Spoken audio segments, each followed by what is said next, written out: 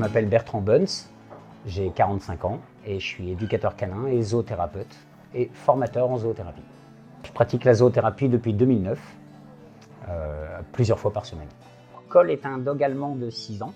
Malgré sa taille, certes il peut impressionner, mais pour autant on se rend très vite compte que c'est une crème. Alors c'est une histoire personnelle, hein. J'ai été élevé par ma grand-mère jusqu'à ma majorité en fait. Et lorsqu'elle est malheureusement décédée, je me suis dit que j'avais pas fait tout ce que j'aurais pu ou dû faire pour elle. Et un jour, un reportage à 30 millions d'amis sur la zoothérapie m'a donné envie de pratiquer. Voilà, il me fallait un chien parfait. Je suis devenu éducateur canin pour pouvoir justement éduquer un chien, voilà, de la manière idéale. Pour les personnes âgées, ici, les 3 apports principaux qu'on aura, c'est bien sûr les apports physiques. Aujourd'hui, l'objectif, c'est un atelier de prévention des chutes.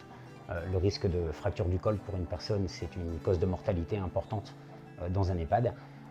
Il est important de les maintenir, donc les apports physiques principalement, les apports psychologiques et enfin les apports sociaux. Là, on fait venir des résidents ici qui viennent d'un tas d'unités en fait et qui n'ont pas l'habitude de se côtoyer au quotidien. Voilà, ça permet de discuter, ça permet de rentrer en communication, de verbaliser. Tout est possible. En fait, c'est ça l'avantage du zoothérapeute, c'est qu'il doit d'abord être créatif, puisque les activités sont illimitées. On peut faire tout ce qu'on veut. L'objectif, il est simple, c'est répondre aux objectifs thérapeutiques qui nous sont demandés par le personnel soignant. Donc le personnel nous donne des objectifs thérapeutiques et on crée une activité qui permet de les atteindre.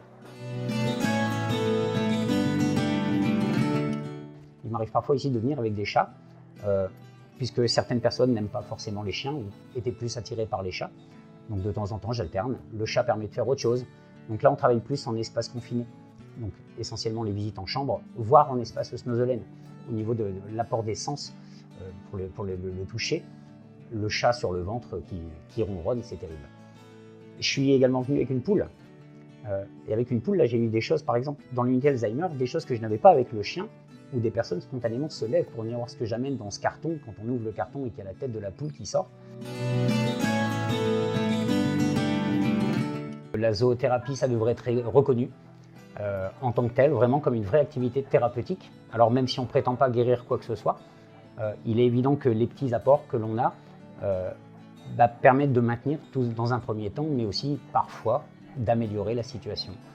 Là, on a un monsieur, par exemple, qui marchait très très mal il y a encore un an et aujourd'hui, au niveau cardio, par exemple, a fait de gros progrès. On peut beaucoup plus facilement le faire fonctionner, le faire marcher, le mobiliser.